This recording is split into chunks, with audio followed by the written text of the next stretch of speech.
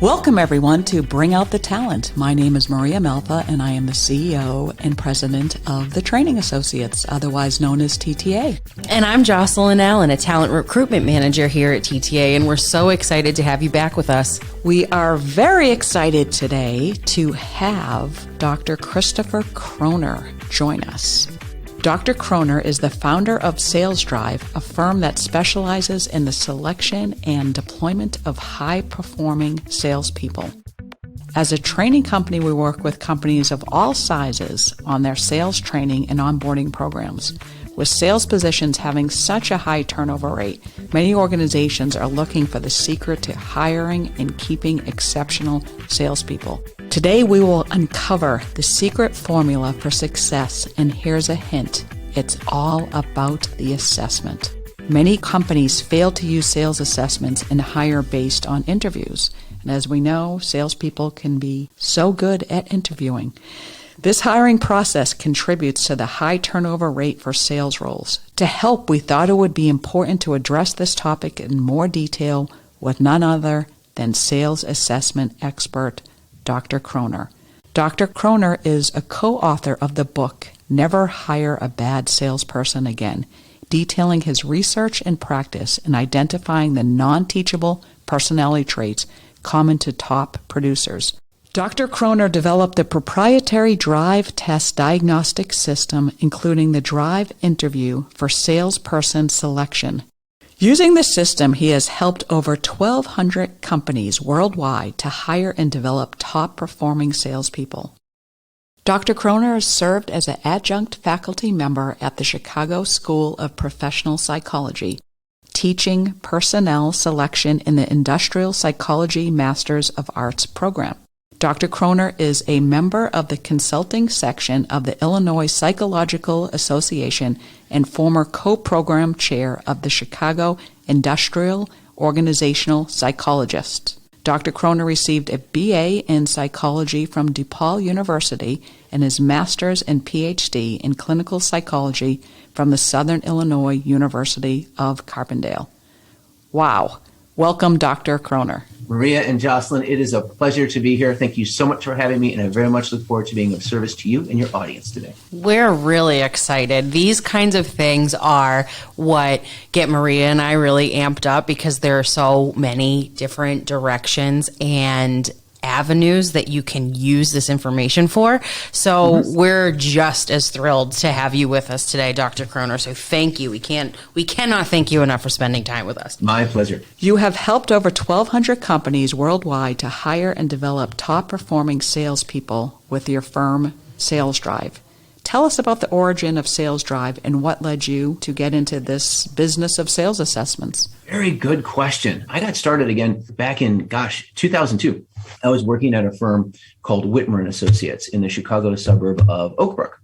Whitmer & Associates specialized in executive assessment. So companies sometimes when they're going to hire a new president or new VP, they will bring in a psychologist to sit down with that person, do maybe a 2-hour interview, as well as a job simulation exercise, maybe some intellectual testing to kind of determine how successful the person will be in that role. Well, of course, because sales is really the lifeblood of any company, you don't need to assess anything else if you're not selling anything. They wanted to design something as rigorous as that, only for salespeople. So they brought me on board to do that back in 2002. And that's when I began to do the research that led to eventually our book, Never Hire a Bad Salesperson Again. My specialty was identifying, interviewing candidates, identifying those who would be successful as salespeople. And in doing so, started really looking at everything that had been published academically in terms of that topic of what is it that makes a successful salesperson, as well as kind of combining that with the work that I was doing, circling back with managers after those interviews, finding out who really does become successful over time, and then developing a model, if you will, of interviewing and assessing candidates for those characteristics. And that's when I met my co-author on Never Hire a Bad Salesperson Again, Richard Abraham. Mr. Abraham is author of the book, Mr. Schmooze, The Art and Science of Selling Through Relationships. And he had been speaking across the country on this best-selling book about developing salespeople, and he would frequently get the question, well, what about our team? Can you make them like this character in your book, this top performing salesperson, Mr. Schmooze? And he would meet with that group, and he, in those discussions, he would conclude in meeting with the manager thereafter, well, you've got a large team here. Many of them just aren't going to make it. They just don't have the potential. And the company would often get very upset thinking, wait a minute, I hired that person. That's my brother-in-law. Can you back this up with data? And that's when he began to look around for something that he could use to quantify, what is that leads to success as a salesperson. And that's when he found me and the work that I was doing and asked me, is there something out there that measures success, measures these characteristics that you're identifying as being important? And there really wasn't. And that's when we began collaborating. We created SalesDrive, or founded SalesDrive formally in 2005. And we began, at that point, from then to now, as you mentioned, we've worked with over 1,200 companies around the world, helping them identify those high potential candidates. We wrote Never Hire a Bad Salesperson Again in 2006, the second edition of which will be coming out in December of this year, 1 month from now. So we're obviously very proud of that. It's very rewarding. It's very gratifying to work with companies, again, frequently who will come to us with a lot of frustration, as you can imagine, thinking that there's no consistent way of finding high performance salespeople. They think it's a crapshoot, or they think that they kind of have this model of kind of churn and burn, and that's really not necessary. There's a consistent process that you can use, and I enjoy teaching, and I enjoy the opportunity to share our assessment with our clients to help them develop a consistent process of identifying those candidates with those non-teachable characteristics essential for success. So yeah, this topic is all I have eat, breathed, and slept since October of 2002. So it's been a fantastic journey. I've truly enjoyed it. How long did it take you to develop the assessment from start to finish? The most recent version of the assessment took about 6 months in total for the development. It was a matter of coming up with the questions for the assessment, and we had a team of psychologists work to collaborate on making sure the questions were going to be effective in terms of reducing faking. As you can imagine, that can be a big problem with assessments. And then it's a matter of putting it through the paces, if you will, on the development side, using a process called validation. You always want to make sure that the test is measuring what you say it's going to measure. So you take time. We worked with several companies looking at several hundred salespeople, looking at their scores on the assessment and comparing that to manager ratings of the characteristics that we're assessing, as well as their sales performance. Is it predicting their performance? And when we found those strong correlations, we were confident that we had something.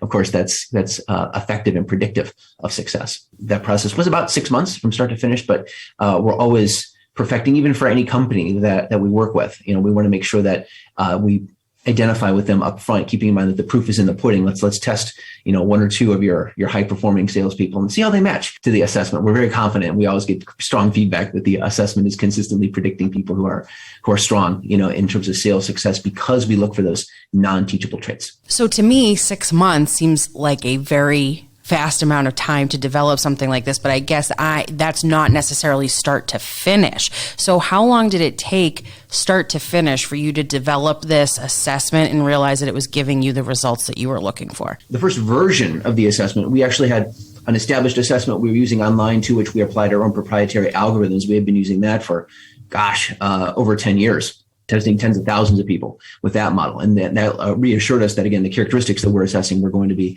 effective. We're going after the right things. And then we use that to, of course, design our own proprietary version, our most recent version of it. But it takes about that much time. As you can imagine, if you have a team kind of writing the questions, doing the validation, you get everybody ready to take the assessment. All of the current salespeople take the assessment. Then you look at the ratings of performance. So it's a very coordinated effort, as you can imagine. But through not only the experience of doing the research, yes, over a decade, and then combining that with knowledge of constructing an assessment, how to do that effectively, and then taking the time to assess a group of salespeople, comparing that to their performance, you can do that last part relatively efficiently. But of course, for the foundation of the house, that took well over a decade of kind of experience and research in terms of developing the model, doing the background research, using our initial version of the assessment, and then perfecting that or getting that ready to the next level with our current version, if you will. So, Dr. Croner, you mentioned that a lot of the validity of the sales assessments has come from interviewing a lot of companies that have had high-performing sales people. Is that where you get all the data from? Really, it was a matter of asking several hundred salespeople to complete the assessment, and then going to their managers and getting ratings of their competencies in terms of how the manager would score them on those characteristics, as well as the manager rating of the person's sales performance, their financial performance, if you will. And then it's looking at the correlation between scores on the assessment and the salesperson's performance and making sure that those correlations are strong. That's really the validation process. And then, of course, making sure that the assessment is reliable, et cetera. So that's that process that goes into constructing any assessment. And of course, we also have case studies on our website in terms of companies who have used the assessment in the past. But for any given company, you can case studies are fine. The validation is important, but the proof is always in the pudding, as I mentioned. So we always invite any company to reach out to us to request a complimentary assessment of one of their salespeople and look for themselves at how the relationship between the score on the assessment and the salesperson's performance is strong in terms of the connection between the two. Because again, we're going after those non-teachable characteristics essential for hunters. The average sales turnover is 35%, higher than the average for all other roles at 13%. Why do you think that is? And what are hiring managers missing in their hiring process of a salesperson? Very good question. In terms of the turnover on the sales side, quite frankly, much of it is down to companies' perception that sales is sort of a churn and burn type of a position, or they don't understand the characteristics that they're looking for. If you ask anyone what leads to someone being successful on the sales side, they're going to think of things like, well, the person needs to have the gift of gab, some people might say, or the person needs to be persuasive, or they need to like people. So oftentimes when someone is interviewing a sales candidate, they're looking for those things. They want to see whether or not the person, again, comes across as a positive individual and whether or not they really kind of get a good gut feel of whether the person's going to be successful in that role. But that doesn't tell you anything about whether they really have those non-teachable characteristics that are essential. You can teach someone persuasiveness. You can teach them relationship skills. But if you're only looking for those sorts of things in the interview, and beyond that, if you're only doing that in such a way that you're just asking the person to have a conversation with you and trying to make a conclusion just based upon that conversation, you're going to be in trouble down the road, particularly if you want the person to be a successful hunter. So sometimes they don't put in the time or to necessarily vet that person effectively. Then that person comes on board. They may have a model, well, sales is a crapshoot. You never know what you're going to get. So when that person comes on board, they may not perform well. The company goes out. They engage in the same process hiring. Of course, you continue to do the same things the same way on the hiring side. You're going to get the same result. And that's what continues happening. So unfortunately, it's kind of baked in the model for several companies, many companies, that hiring process really just is a crapshoot. They don't necessarily know exactly what to look for. And therefore, sales becomes that high turnover position. If you think about it, no other job requires in many ways the psychological rigor that a sales job does.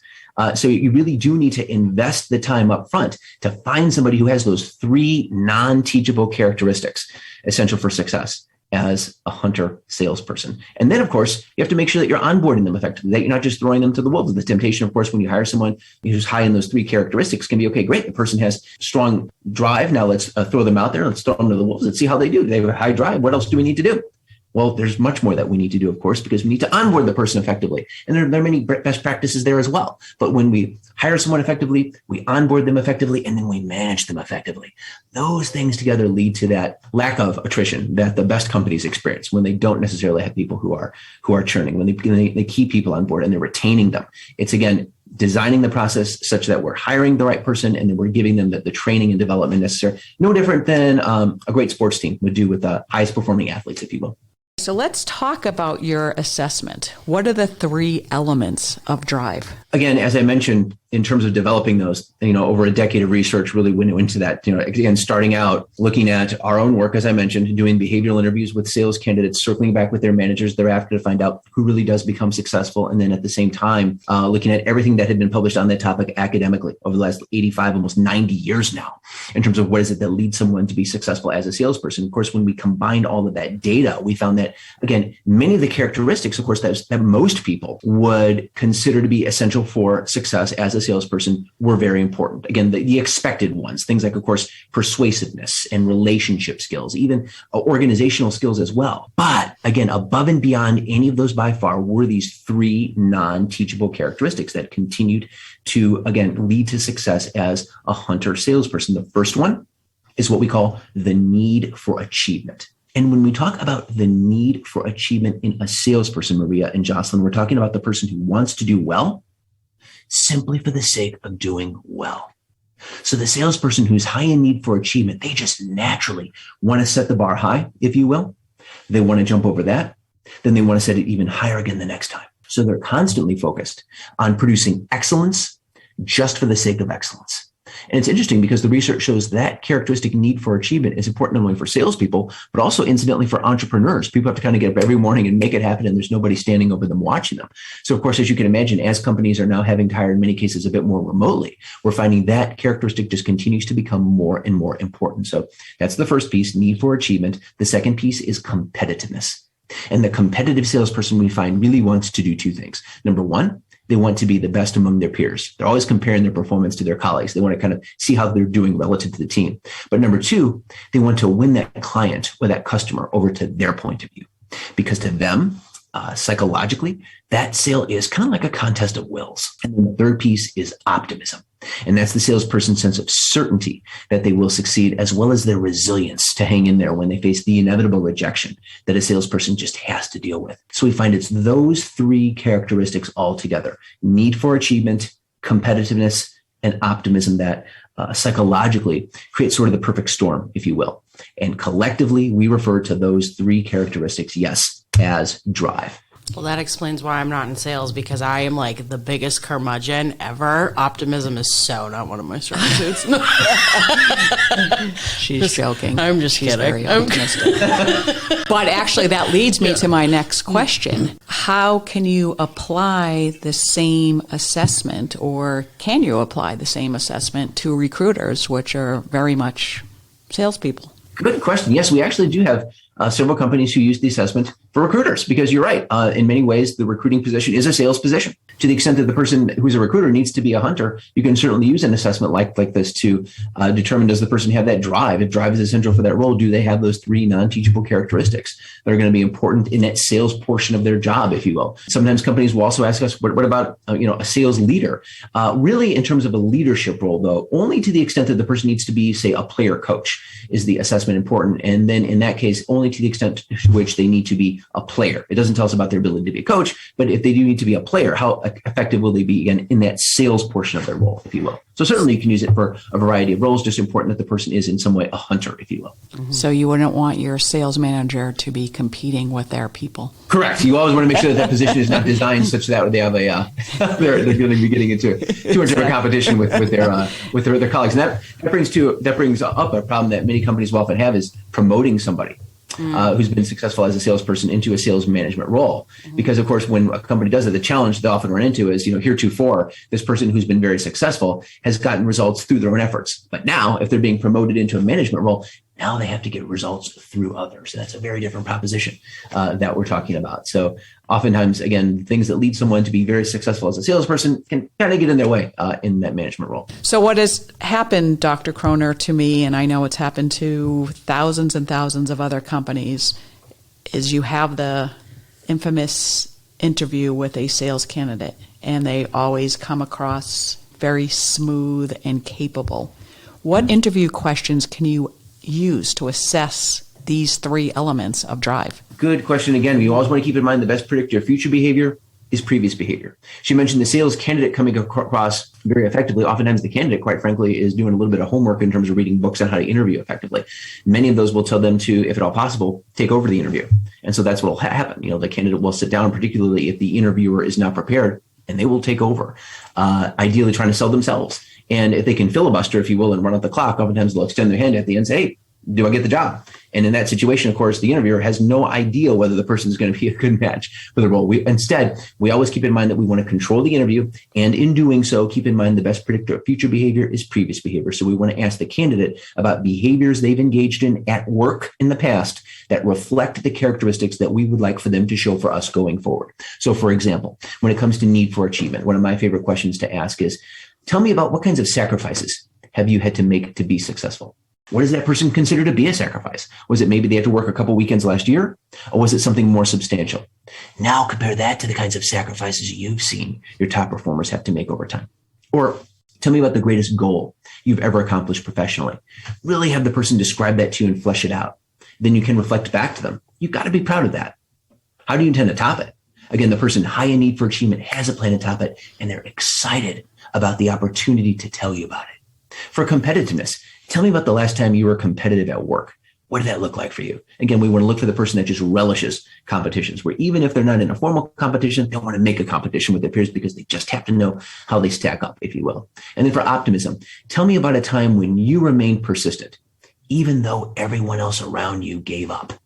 Now tell me about another time, just getting those consistent examples. So, and again, in our book, Never Hire a Bad Salesperson Again, we have all of our favorite questions. We also include an interview guide in there to kind of help companies walk through all of the questions, not only when it comes to drive, but also those other teachable skills, things like, relationship skills and persuasion and organization, and a system they can use to score those types of questions as well. I love this stuff because I can see how everything, those interview questions, those sample questions, I think help people who may be listening that I don't want to say that don't understand, but need more information as to how this is valuable and why it's important. And seeing assessment as separate from an interview is not really what we're doing here. We're kind of like integrating the two by saying, here's what you're looking for, here are our call outs, and here's what we have discovered to be the best ways to vet out your talent. Like I just love the different directions that this can go in.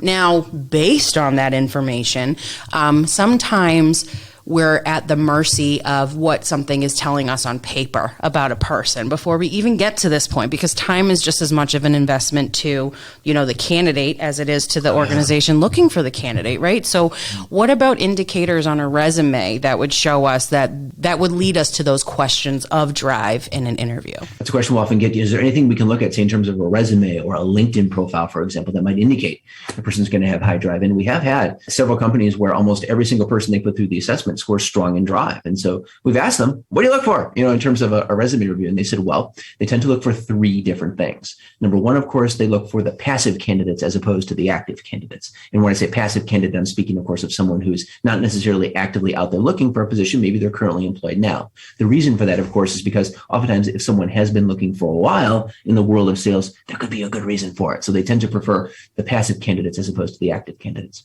Number two, they look for the person, of course, that's not a job hopper, so they have some longevity in the positions that they've held. Number three, they look for the person that's able to provide some sort of metrics to show that they have been successful previously. They find those three things all together. Although it's not a perfect correlation, they do tend to predict a higher overall drive score, if you will. Do you think drive can be taught? Past the age of 21, 22, there's not much we can do to change it. No, and that's really the challenge. Oftentimes I'll get that question after I'll give a speech. What about my kids? What leads somebody to having high drive? And it's really a combination of nature and nurture. The nature side, there is a psychological characteristic, a personality characteristic that psychologists call conscientiousness, a facet of which is achievement striving. Conscientiousness is something that people are relatively born with, if you will, at a certain level. But at the same time, there's the way the person is raised, the way that they are held accountable for their behavior, for example. So we find that people that end up with a high need for achievement tend to be the sorts of individuals that are kind of hardwired with that conscientiousness. At the same time, they're held accountable in some way for their behavior as they are growing up. So it could be they're held accountable for their performance in school, or they are held accountable for maybe something extracurricular like performance in a band or athletic performance, or maybe just watching their siblings, if you will. Those two things, though, together, the nature side and the nurture side, by the time the person's in their kind of late teens, early 20s, if you will, that characteristic is relatively solidified. And that's the challenge, because although it is solidified, we find that that drive characteristic is the easiest thing, of course, for a candidate, the easiest characteristic for a candidate to fake in the interview, and the most difficult characteristic to accurately rate, because, of course, candidates can be very skilled at presenting themselves well in the interview. Sometimes they're even using sales techniques on you in the interview. It can feel, particularly when you have a position that's been open for a while, like finally, the cavalry's here.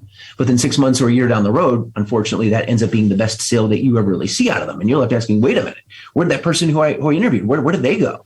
Well, that's why, of course, we always advocate the use of the assessment prior to the one-on-one interviews, so that, again, our clients can identify the higher potential candidates and avoid spending too much more time with the individuals whom they might describe as the good actors or the professional interviewers. And then they take it to the next level with those questions that we talked about. So you're exactly right. It's about coming up with that, that series of steps, step by step, to make sure that as we're hiring, resume review, then maybe a phone screen, then the assessment, then deciding who moves into the one-on-one interview, then using those behavioral questions. That's what I meant by putting a series of steps in place to make sure you are consistently hiring individuals that have those characteristics, consistently bringing them on board, and then consistently over time raising your average, if you will, in terms of your performance. Do you think the test results could change over time? So if you are testing a 21-year-old just out of college, and then you test the same person at 40, do you think that at that time at 21 that they will have pretty much the same results as they would at 40? That's a very good question as well. A related one, an additional question we'll often get is, well, what about the person's mood? What if they're having a hard time at their job? Does that affect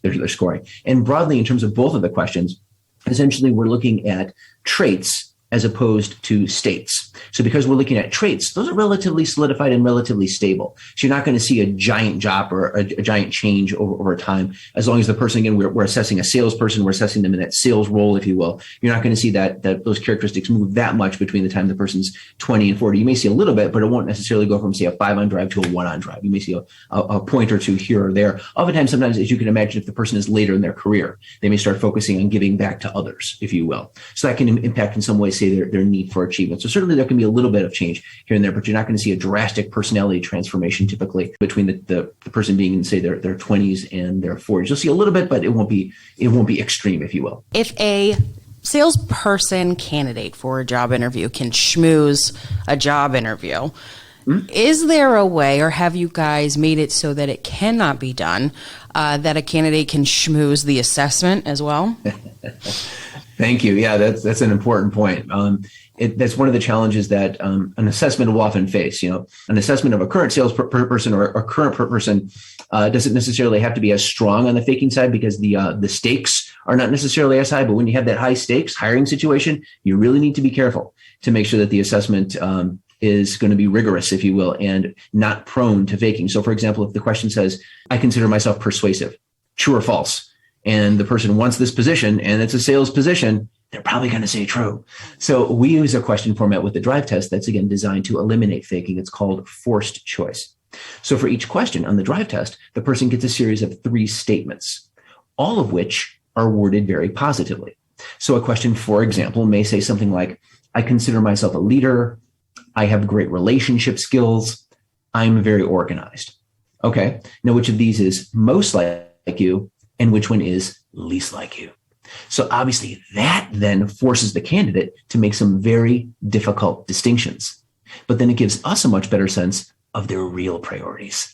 And as they're working their way through the assessment, of course, we're constantly monitoring their consistency as they respond to those questions. Because as you can imagine, if they do try to fake the test, it's going to be very difficult for them to remember consistently what they ranked most and least across the entire assessment. So again, it's designed to be very robust and resistant to faking in that regard. Does that include duration of time taken to answer questions? Because I also think that maybe that could come into play where somebody's taking a little extra long to be careful about a question, and then the next time around they've answered it so quickly that there's a gap in that regard too. Maybe I'm diving deep here, but I get, that's okay. I get, you're getting my wheels turning. I'm thinking about the possibility of the schmoozers out there. Yeah, sure. Even if the person takes a lot of time with the assessment, we find that, again, if they're trying to manipulate their responses with all 3 statements, that's why all 3 of those statements, we actually had a team of psychologists look at each statement in each question, each of the 3, and make sure they were all equal on what psychologists call social desirability, to make it especially difficult or especially challenging on the candidate side. So again, the benefit to that is even if the candidate is trying to take their time and game one particular question, by the time they come to the next question, they're going to see 3 more statements, all of which are going to sound very, very positive as well. So it's going to be very challenging for them to present themselves in a consistent way, in a positive way, such that they're going to be able to, again, consistently not only have a high drive score, but then get a consistency score that's strong. So that's why we always give a consistency rating at the bottom of the assessment. We want to make sure that the person is not doing that. So generally, again, it's all about how you introduce the assessment, make sure that the assessment is introduced in a positive way to candidates so that they know that, again, we're really just looking at their behavioral preferences at work, no right or wrong answers. Take your time, but don't spend too much time. Don't overthink the questions. Just move through at a reasonable clip. And generally, we find it takes about 20 minutes for a candidate to complete the assessment. So it's very candidate friendly in terms of timing in that regard. What if you are looking for another salesperson for your team and you receive a application from somebody that has incredible experience? You perhaps might know some of the references, you call them the references, and they have a verifiable successful career. Then you give them the SalesDrive assessment and they score very low. What do you do? Very good question. Yeah, the key distinction is I want to know about that person's past and their performance in the past. The key distinction, even if the person has performed well in previous roles, my key question, of course, as a hiring manager is, are they going to continue to bring that same degree of success to bear for me? So the phenomenon that you bring up, the situation in which the person maybe has great references, they perform in a stellar way in the past, but for some reason, they're scoring lower than you expect when it comes to the overall drive score, their drive score on the assessment. The most common reason why that would occur, as you can probably imagine, is you may have an individual who heretofore has been successful, for example, at a very large company. So they've done quite well at that company. Maybe they even built up a book of business that they were focused a little bit more now on shepherding. And oftentimes the thing that makes that person attractive as a candidate is, wow, they've had success in this very large company. They've got this great contact list through doing so. Surely they've had world-class sales training. Surely they will bring that same degree of success to bear for us. But then the key question is, what really led to their success? Was it all purely their own effort? Or was it really the fact that in some situations, it was that brand recognition and collateral material that were consistently opening the doors for them, if you will? Oftentimes, again, we want to find the individual who maybe has had a previous track record at a company of a different size, or they haven't necessarily relied on, say, a book of business that they're focused on shepherding. But when you do have that phenomenon, the person having a successful history and then scoring lower on the assessment, that's generally what you find is oftentimes they come from, say, a very large company, as you can imagine, where they have a great degree of brand recognition that helps them out. They may have built up a book of business, or they may have a lot of connections that are helping them out. They may have built up a great network that helps them. So those tend to be the types of things that cause someone to have been heretofore successful, where now the person's applying for this role where maybe they don't necessarily have all those advantages, and they're taking an assessment and they're scoring lower on drive. That's generally what that leads to. But again, even in that situation, I never say that any assessment is the be all end all. I would simply say, if you had said to me in reviewing the assessment report, we love this candidate. They've had this great track record of success. All the references say they're fantastic, but they're scoring lower than we expect on the assessment. What should we do? I would never say you should throw the candidate out. I would simply say, well, look at the assessment as a bit like having, say, your consumer report before you make a major buying decision. It just sort of says, hey, buyer beware.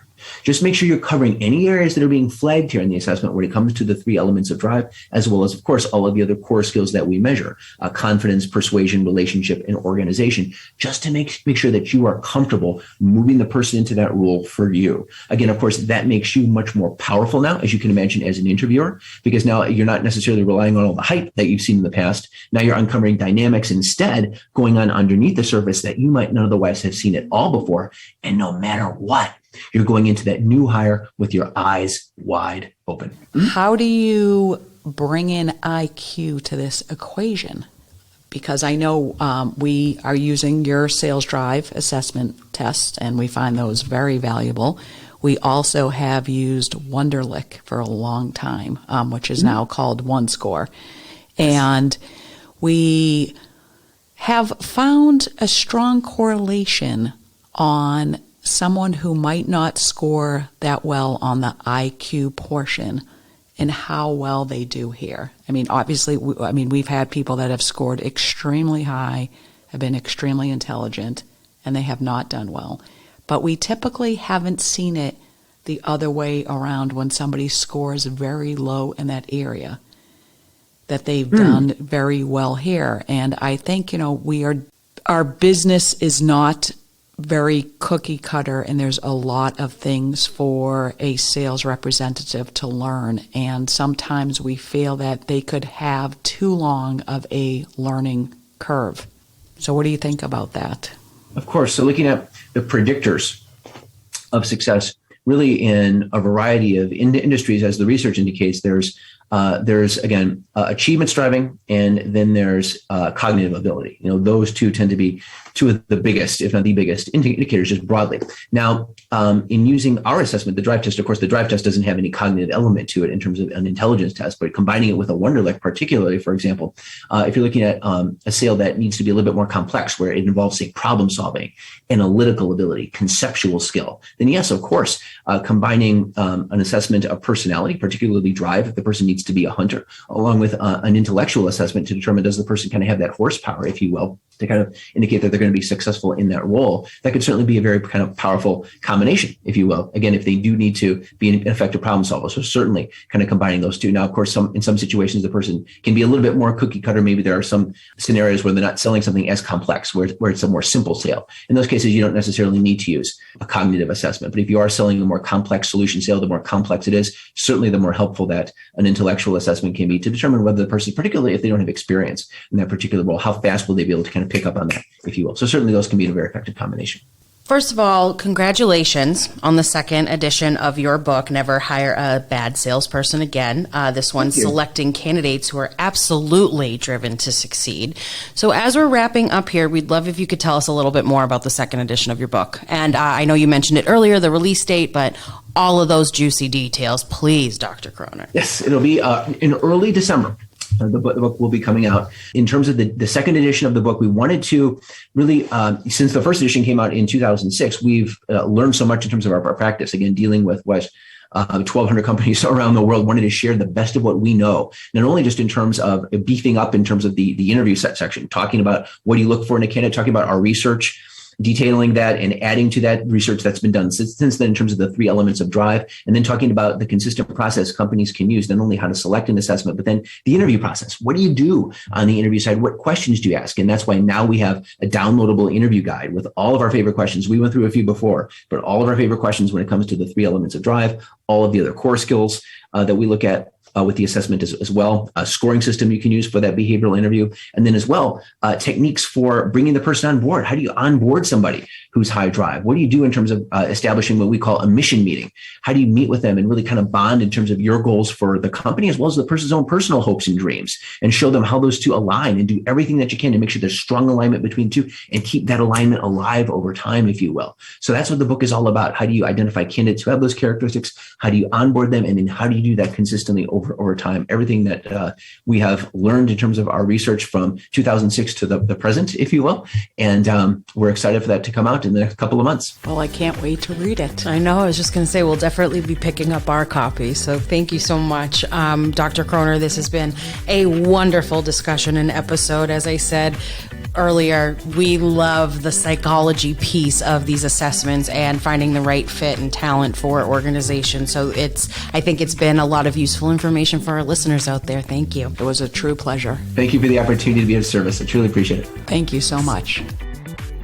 For more information on today's podcast guests and how they can help your organization, please visit www.thetrainingassociates.com. Bring Out the Talent is a Mudhouse Media production.